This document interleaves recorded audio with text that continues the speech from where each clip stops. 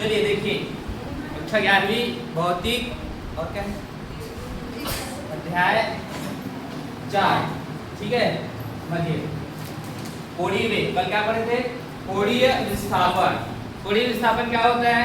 वृत्तीय गति करने वाली वस्तु वृत्त के केंद्र से जितने कोण से घूम जाती है उसे क्या कहा जाता है? कोणीय विस्थापन। किसे दर्शाते हैं कोणीय विस्थापन को?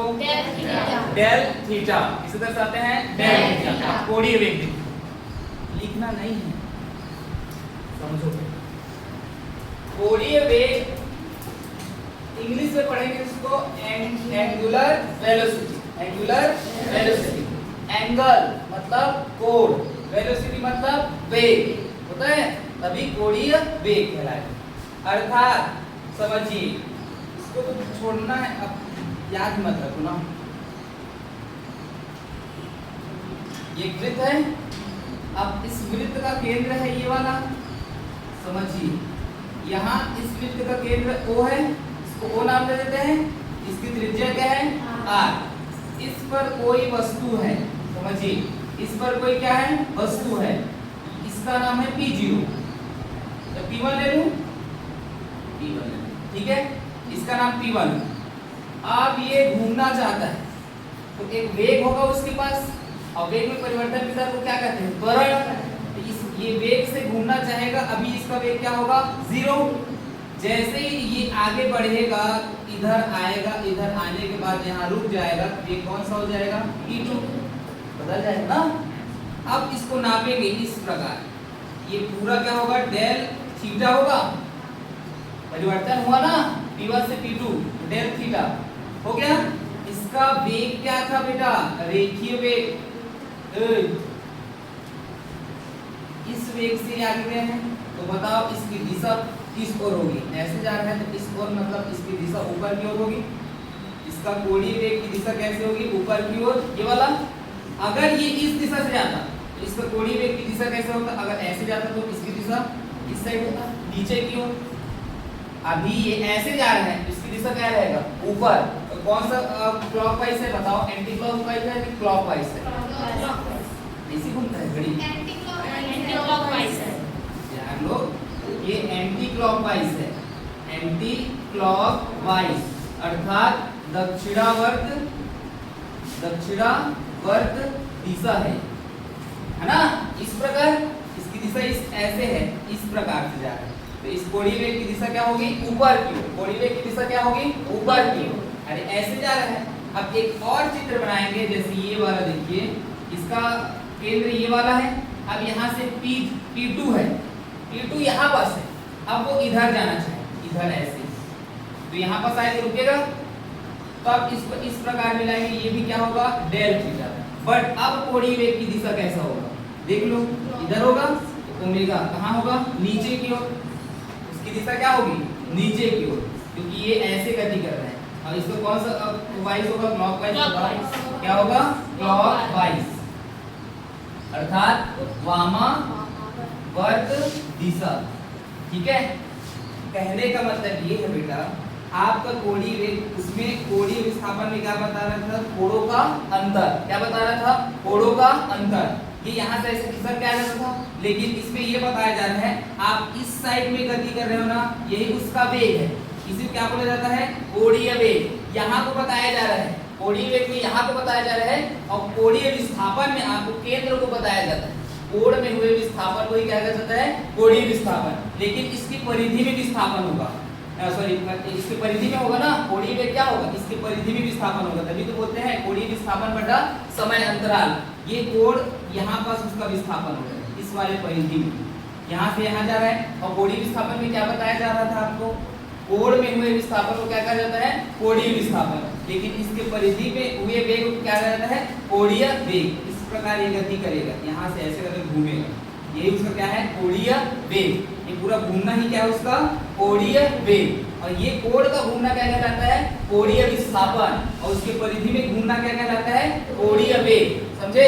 उसके परिधि में, वृत्त के परिधि में पूरा घूमना ही क्या कहलाता है? तुम्हारा कोणीय वेग। आपको कौन सा क्लॉकवाइज है, कौन सा वाइज है, वो आपको पता करना पड़ेगा। कैसे पता करोगे? जब ये इस दिशा में जाओगे तो कौन सा क्या कहलाएगा? Anti clockwise. जब वो ऐसे घूमेगा तो वो कौन सा क्या कहलाएगा? क्लॉकवाइज, समझे? तो वृत्त के परिधि में घूमना ही क्या कहलाता है तुम्हारा कोणीय वेग, और वृत्त के केंद्र में घूमना क्या कहलाता है तुम्हारा कोणीय विस्थापन। समझे इसको? कोणीय विस्थापन में परिवर्तन की दर को क्या कहा जाता है कोणीय वेग। इसे किसे दर्शाते हैं ओमेगा से। किसे दर्शाते हैं ओमेगा से। किसे दर्शाते हैं ओमेगा से। इसका सही मात्रा क्या होगा रेडियन प्रति सेकंड। क्यों?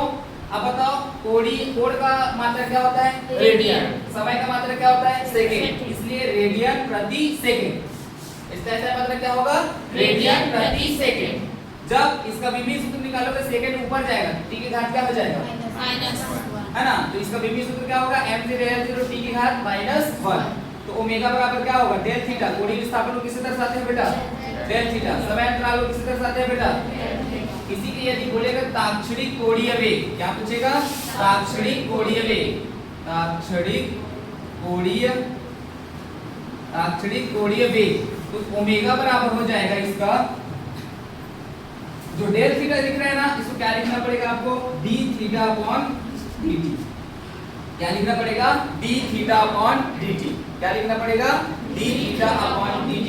d by dt ये बताता है कि आपका परिवर्तन हो रहा है, मतलब अवकलन हो रहा है। d by dt इसलिए लिखते हैं ना अवकलन हो रहा है, एकदम सूक्ष्म परिवर्तन हो रहा है, इसलिए d by dt और थीटा। अब ताक्षणिक में सूक्ष्म ही होता है। कभी भी किसी को कॉल करके पूछोगे तुरंत का टाइम बताता है, उसी क्षण का बताया जाता है ना ताक्षणिक में, उसी क्षण का टाइम बताया जाता है कि इतना बज के इतना सेकंड हुआ है या इतना मिनट हुआ है, ऐसे बताया जाता है तो उसी क्षण का। इसलिए कम का यूज करने के लिए d by dt का ये परिवर्तन को बता रहे हैं। किसमें परिवर्तन हो रहा है थीटा, मतलब कोण में परिवर्तन हो रहा है। किसके सापेक्ष समय के सापेक्ष। इसमें परिवर्तन हो रहा है कोण में। थीटा को किससे दर्शाते हैं सॉरी कोण को किससे दर्शाते हैं थीटा। तो थीटा में परिवर्तन हो रहा है किसके सापेक्ष समय के सापेक्ष। समझ में आया? तो ओमेगा बराबर क्या होगा del theta upon del T या d थीटा अपॉन dt। जब ताक्षणिक के लिए यूज करेंगे तो क्या होगा d थीटा अपॉन dt। ये क्लॉकवाइज या एंटी क्लॉकवाइज बना लीजिए। कोणीय वेग आवर्तकाल और आवृत्ति में संबंध। तो कोणीय वेग किससे दर्शाते हैं ओमेगा से। किससे दर्शाते हैं आवर्तकाल को, आवृत्ति को आगे नहीं आया हूं ठीक से बोलो। कोणीय वेग किससे दर्शाते हैं किससे दर्शाते हैं ओमेगा से, आवर्तकाल को t से, आवृत्ति को न्यू से। म्यू नहीं न्यू, म्यू अलग होता है, न्यू अलग होता है, समझे? देखो इधर कोणीय वेग को आप ओमेगा लिखोगे, आवर्तकाल को आप t लिखोगे और आवृत्ति को आप क्या लिखोगे न्यू। उसके बारे में थोड़ा लिख दो तो फिर क्या लिखेंगे वृत्तीय गति करने वाली वस्तु, वृत्तीय गति करने वाली वस्तु का कोणीय वेग क्या है बताओ। का कोणीय वेग क्या है ओमेगा। आवर्तकाल क्या है आवर्तकाल t तथा उसकी आवृत्ति क्या है, तथा उसकी आवृत्ति क्या है न्यू है। ठीक है?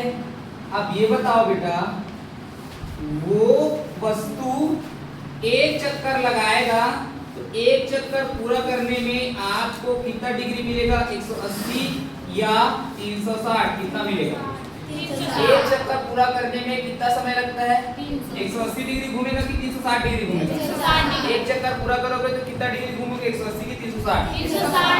अब समझो कैसे 360 बेटा आधा चांद ये कितना रहता है 180 का है ना, और आधा चांद वो भी 180 प्लस 180 कितना हो जाएगा 360 होगा, तभी वो कैसा बनेगा वृत्त बनेगा। तो 360 को आप क्या लिखोगे 180 को क्या लिखते हो आप पाई। तो आप 2 गुणा 180 कर सकते हो, 180 दूनी क्या होगा 360, मतलब इसको क्या लिख सकते हो 2 पाई। क्या लिख सकते हो 2 पाई। 360 को आप क्या लिख सकते हो 2 पाई। 360 को आप क्या लिख सकते हो 2 पाई। यहाँ तक आए कुछ समझ में? समझिए, ये तो आपको बताया 2 पाई।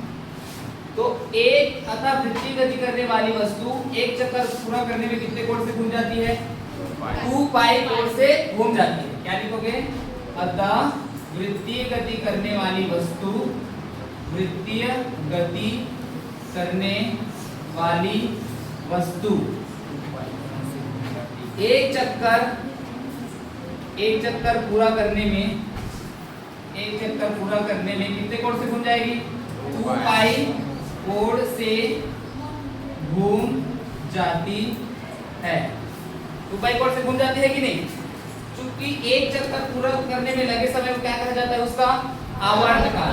क्योंकि एक चक्कर पूरा करने में लगे समय को क्या कहा जाता है? आवर्तकाल कहा जाता है। आवर्तकाल कहा जाता है। अतः बताओ वो 2 पाई घूमेगा कितने समय में? t समय में। उसी को आवर्तकाल कहते हैं। एक रेडियन पूरा एक कोण घूमेगा तो कितना समय लगता है उसका?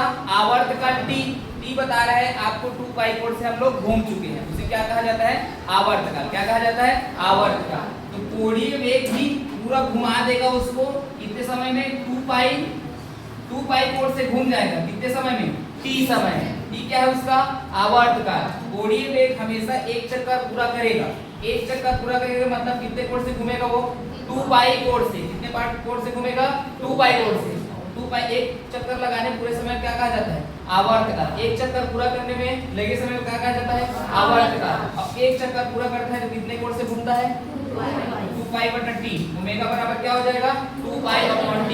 कोणीय वेग मतलब पूरा एक चक्कर लगाएगा कितने कोण से घूमेगा? 2 पाई। जब एक चक्कर पूरा करता है तो क्या कहा जाता है? आवर्तकाल। तो 2 pi upon t।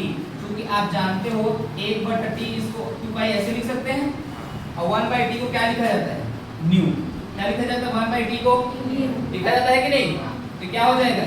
Omega equal to 2 pi nu लिखा जाएगा। क्यों? क्योंकि 2 पाई को 2 पाई लिखा, 1 बटा t की जगह पे क्या लिखो? ये क्या है? कोणीय वेग, आवर्तकाल और आवृत्ति में संबंध। नोट कर लो इसको। कोणीय वेग, आवर्तकाल और आवृत्ति में संबंध। समय के सापेक्ष कोणीय वेग में परिवर्तन की दर को समय के सापेक्ष कोणीय वेग में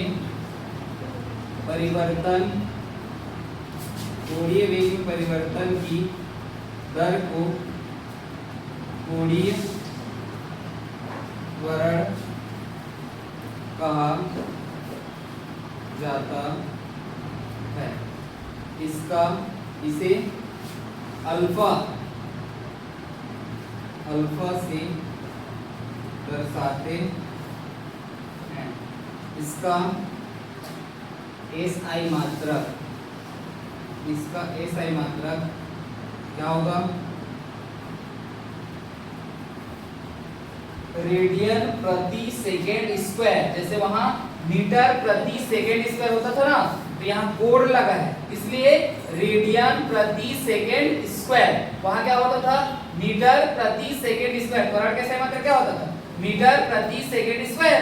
लेकिन यहाँ कोड जुड़ा है तो कोड का क्या होता है? रेडियन। कोड का क्या होता है? रेडियन। इसलिए रेडियन प्रति सेकेंड स्क्वायर क्या हो गया SI मात्रक? रेडियन प्रति सेकेंड का स्क्वायर। विमीय सूत्र क्या हो जाएगा फिर इसका? विमीय सूत्र हो जाएगा m0 L0 t की घात -2। क्योंकि नीचे में रहेगा ऊपर जाएगा तो t की घात -2 कौन सी राशि है? यह एक सदिश राशि। सूत्र फॉर्मूला कोणीय त्वरण अल्फा बराबर क्या होगा? कोणीय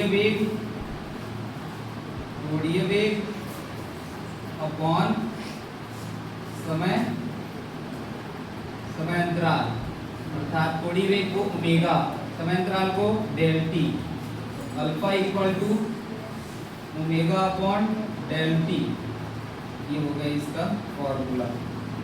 या अल्फा बराबर ओमेगा अपॉन टी, ये भी लिख सकते हो। ठीक है, यहाँ पर नोट कीजिए।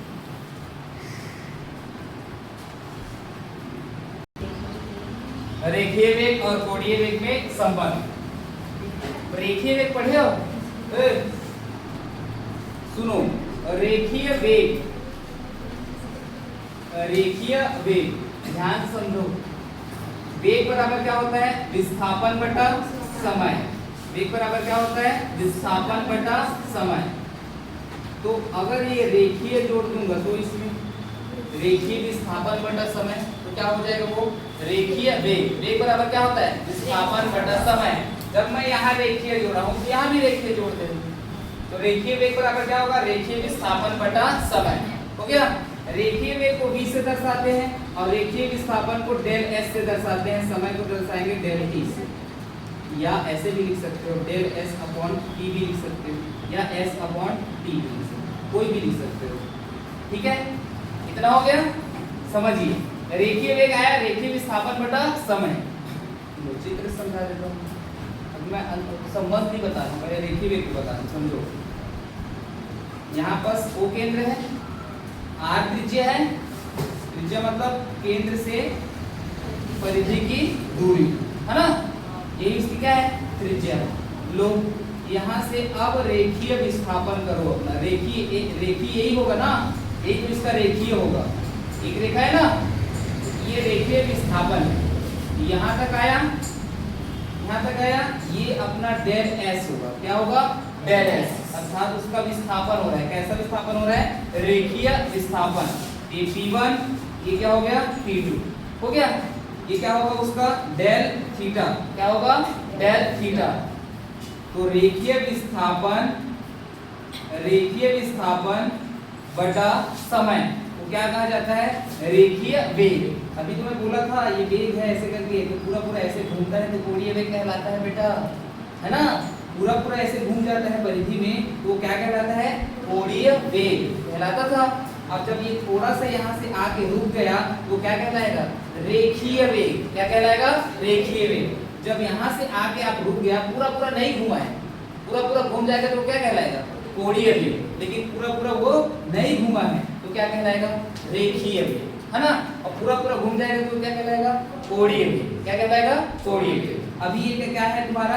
रेखीय वेग। ठीक है, तो रेखीय, हाँ यहाँ रेखीय विस्थापन ना, रेखीय विस्थापन बटा समय को क्या कहा जाता है? रेखीय वेग। हो गया। अब समझो, कोणीय वेग बता दिया हूँ। क्या होता है रेखीय वेग और कोणीय वेग? ये अलग है ना। अब यहाँ से संबंध देखो, ये क्या है? वृत्त का केंद्र, ये क्या है? उसकी त्रिज्या O, यहाँ से बिंदु P है। अब बिंदु P है, ऐसे करके रेखीय अपना रेखीय वेग करेगा, यहाँ तक जाएगा और यहाँ से जाके मिल जाएगा। तो कितने कोण से घूमेगा? Del theta. कितने कोण से घूमेगा? Del theta. इसे क्या कहा जाता है? रेखीय वेग कहा जाता है। क्या कहा जाता है? रेखीय वेग। बिंदु P से कहाँ तक गया? बिंदु Q तक। कहाँ तक गया? बिंदु Q तक। अब समझिए क्या होता है, इसको लिखेंगे अपने हिंदी में लिखेंगे इसके बारे में। माना O केंद्र पर, वृत्त के O केंद्र पर, माना किसी वृत्त का केंद्र क्या है? O, उसकी त्रिज्या क्या है? R। माना किसी वृत्त का केंद्र क्या है? O, त्रिज्या क्या है? R। बिंदु P से Q तक जाने में कितना कोण घूम जाता है? Del theta. कितना कोण घूम जाता है? Del theta. उसका वेग क्या हो जाता है? डेल। उसका वेग क्या हो जाता है? डेल। इसका लिखना है, क्या लिखेंगे? माना वृत्त के केंद्र O पर R त्रिज्या,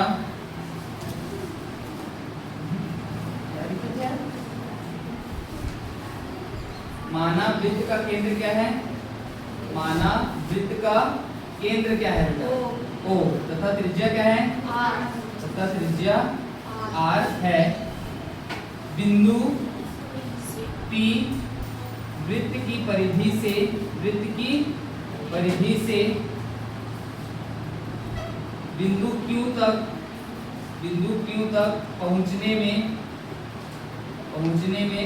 कितना कोण घूमता है? डेल थीटा कोण घूम जाता है। तथा उसका कोणीय वेग क्या होगा? उसका